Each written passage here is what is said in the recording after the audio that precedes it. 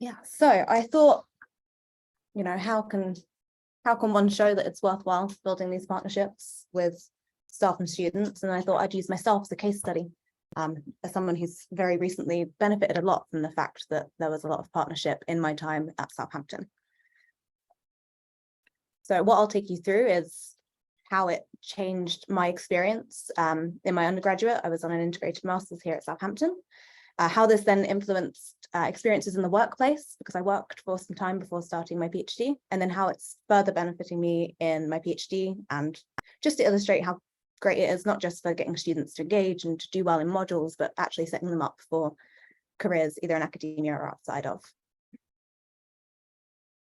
So when I got to university, I came from a non-academic background. It was something very new to me. So my first year, I didn't know what to expect. I didn't really engage at all in lectures. I was in this mindset that it was teachers and students and that you couldn't really interact too much with the lecturers. And I also didn't know what research was. I sort of knew that maths research is something that can come out of a maths degree, but I didn't know what that meant, whether or not that's what I wanted to do. So it sort of felt like I was very separate from my time here. Luckily for me, however, in my second year, a lot of engagement started to come forwards. So I decided to become a course representative, which meant attending our SSLCs and getting to know some of the staff.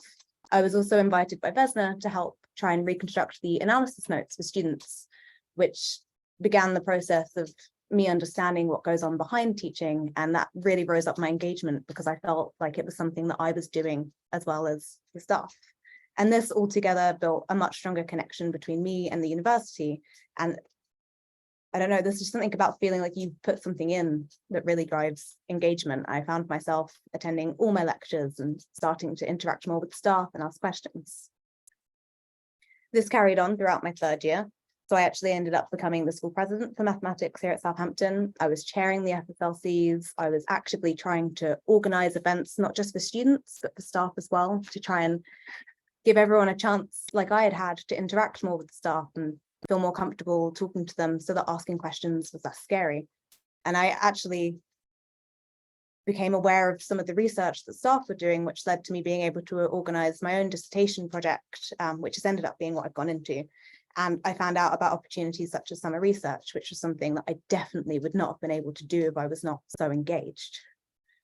And this led into my fourth year as well. As I continued to engage, I became the social sciences school president. I had a much deeper understanding of how the university worked structurally.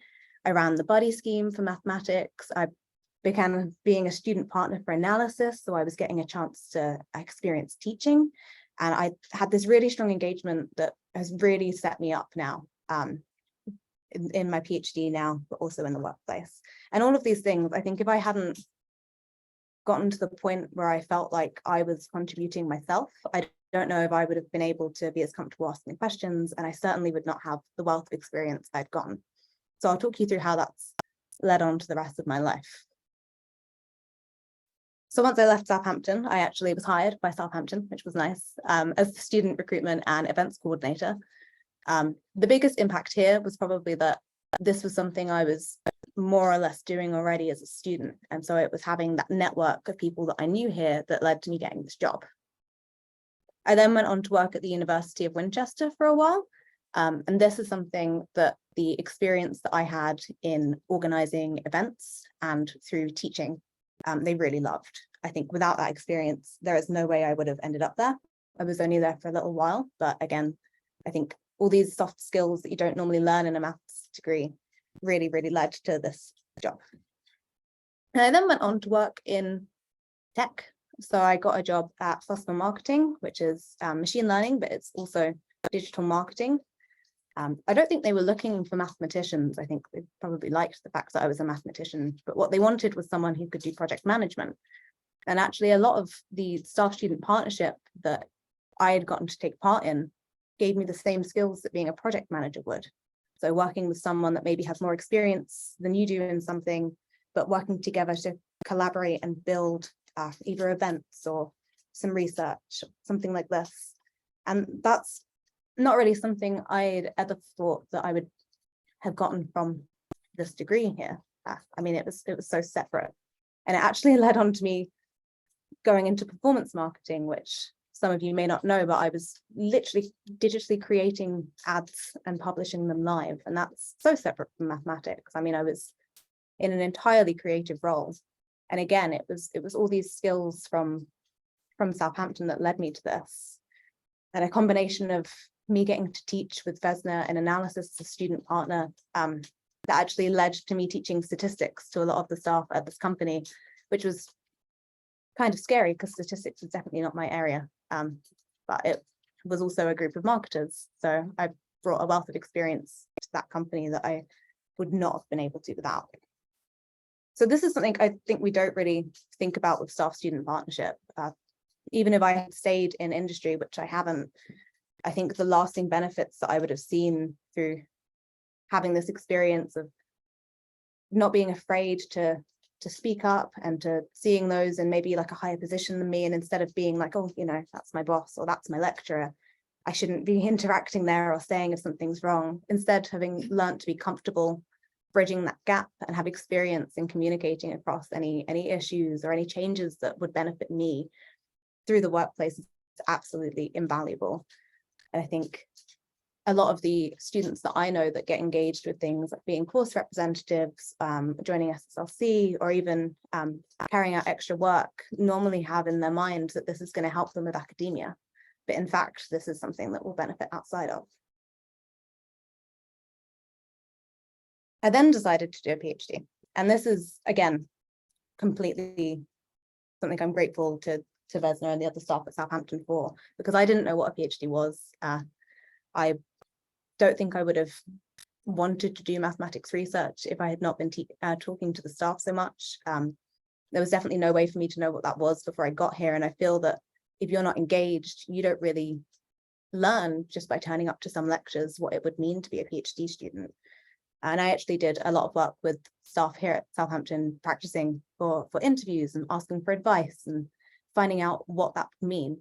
So again, from having this network built up from student partnership, it set me up to end up in a PhD. And I'm now at the University of Edinburgh. I'm also in Heriot Watt. It's a joint CDT called MacMigs, and I'm working with Annalisa Barry and Jeff Basil. And I'm doing something in general relativity, which I would not have known that I liked or was even interested in if it wasn't for the fact that I was so involved here. And again, like, such a great experience. But the point that I want to make through all of this is that anything at all that doesn't even feel like partnership. Me and Vesna used to go for a walk and just talk about how assessment could look. Or I would, organize a Christmas party between staff and students. You don't feel like maybe you're giving that student any skills to take away there. Maybe it's just, they're helping you out, or they're asking you questions, or you've asked them. But actually, all of these things do end up building a really strong foundation for these students. And I'm at the point now where I'm trying to bring this to Edinburgh as well, and sort of talk to my cohort about how we can do this as PhD students and building up that interaction, because I really do think it is invaluable. And at the moment, I'm continuing my trend. I've gotten involved as representatives. I'm organizing seminars, which is something I've learned to do through organizing SSLC here. I have a seat on SSLC and management committee in my PhD, and it's nice because not a lot of first years come in ready to bring changes. And as some people have said before, if you're giving feedback and it's not going to benefit you, something we see a lot with master students, for example, like, why would I fix it if I'm only here for a year? Having that mindset early on means that I can make changes that will benefit the rest of my PhD, and I encourage other students in my cohort to do the same. So yeah, less of a example of me delivering staff-student partnership to others, but more of a sort of a motivation for how you guys continuing to do this can benefit your students. And a massive thank you to Vesna as well for inviting me and organising this.